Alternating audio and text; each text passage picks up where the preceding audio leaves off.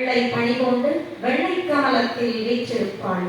வெள்ளை அரியாசனத்தில் அரசரோடு என்னை சரியாசனம் வைத்தாள்.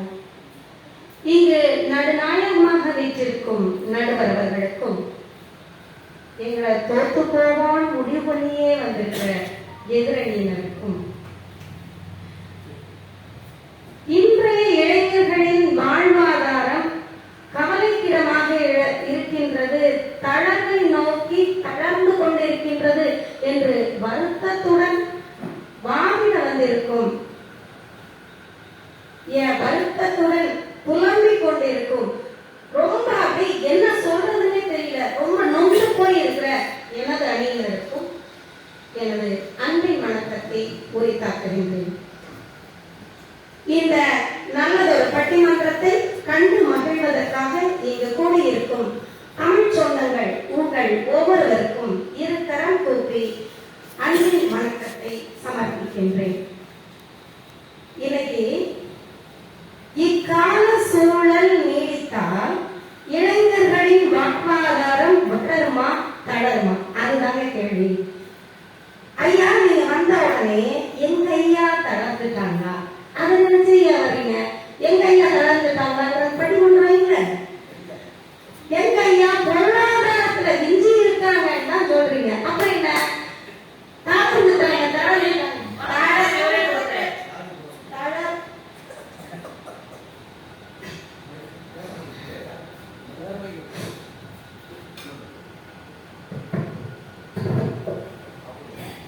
தளராம நடக்கணும் தானே பொருளாதாரம் ஊற்றுகோளாறு வராங்க. அப்புறம் என்ன பட்டண கட்டி விட்டா இட்லியும் சட்னியும் தட்டுலதான் வரும். ஆனா ஆரோக்கியம் எங்க இருக்கு?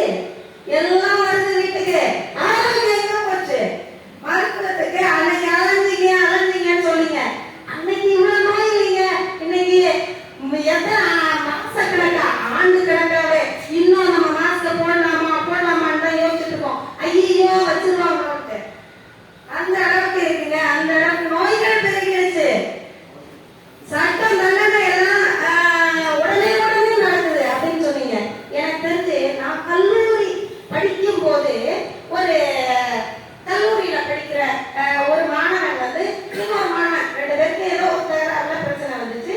அது கொலையாகி அதை மறைச்சு தெரிஞ்சிருக்கலாம் அவங்களுக்கு நாவரசு அப்படின்றது. ஆனா அந்த வழக்கு இன்னும் ஒவ்வொரு கோர்ட்லயா நடந்து இன்னும் தீர்ப்புக்கு போய்கிட்டே இருக்குது. அந்த மாதிரி நீதிமன்றத்துல அப்படியே பெருகி இருக்கக்கூடிய வழக்குகள் இன்னைக்கு அதிகம். அப்படி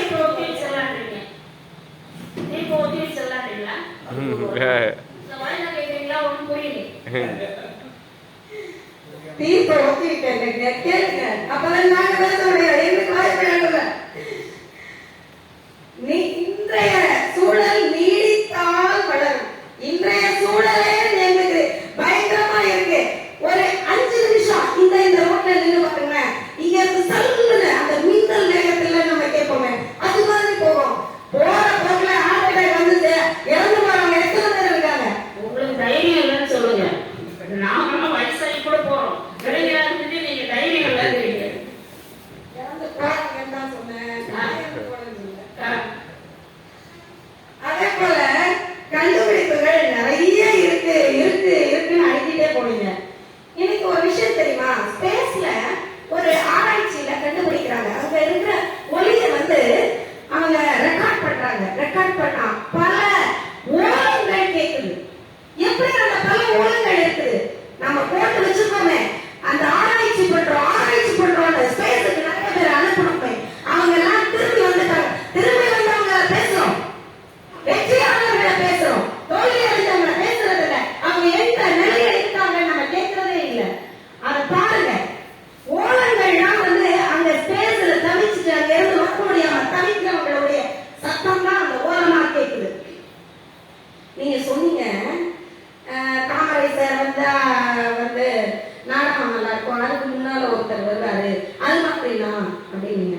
ஆனா அதை விட சிறப்பு எங்க ஐயா, தாமரை சார் வந்தாதான் நாடகம் நல்லா இருக்கும். அது போல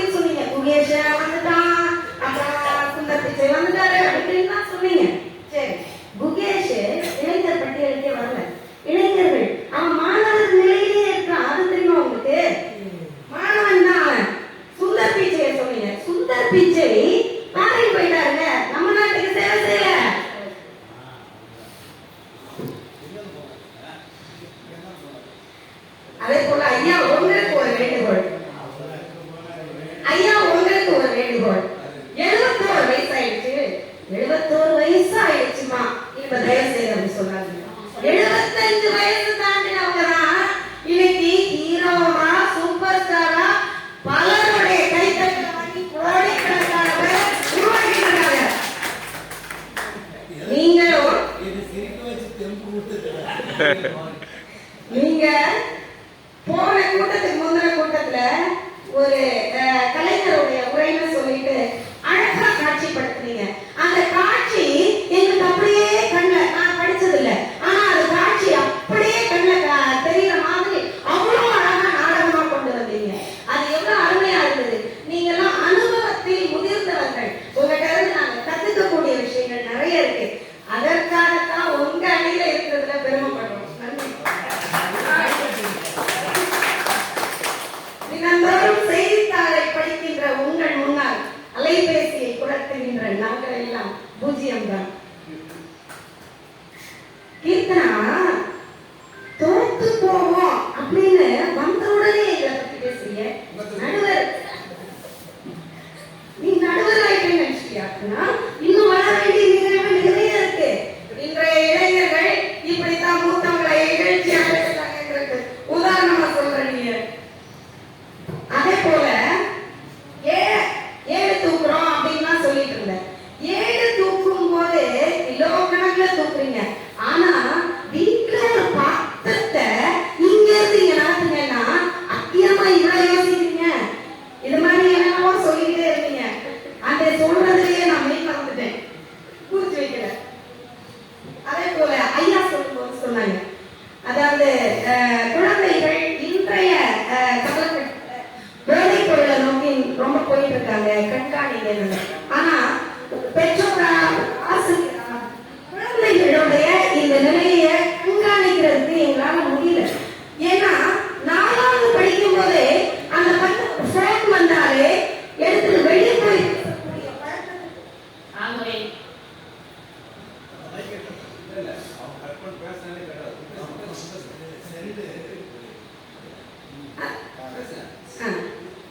வெளியே போயிடலாம். அந்த மாதிரி சூழ்நிலையில கண்காணிக்கிறதே கஷ்டமா இருக்கு. அப்ப இந்த குழந்தைகளை எப்படி திருத்துறதுன்னு தெரியாம பாக்குறோம். இந்த குழந்தைகிட்ட இந்த தப்பு இருக்குன்னு தெரியுது, ஆனா திருத்துறதுக்கு வழி தெரியாம தவிக்கிறோம். எங்களுடைய தவிப்பு தான் இன்றைய பேச்சு.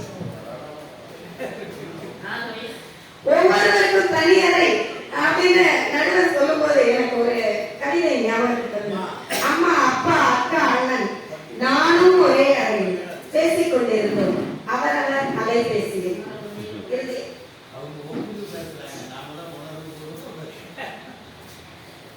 ஒரு 2 செய்தி மட்டும் சொல்லிட்டேன். என் பையன் கடைக்கு பிரியாணி அரிசி வாங்கணும்னு சொல்லிட்டு போயிருந்தான். அவனுக்கு முன்னால ஒரு கல்லூரி மாணவன் விடுமுறைக்கு வந்தவன்.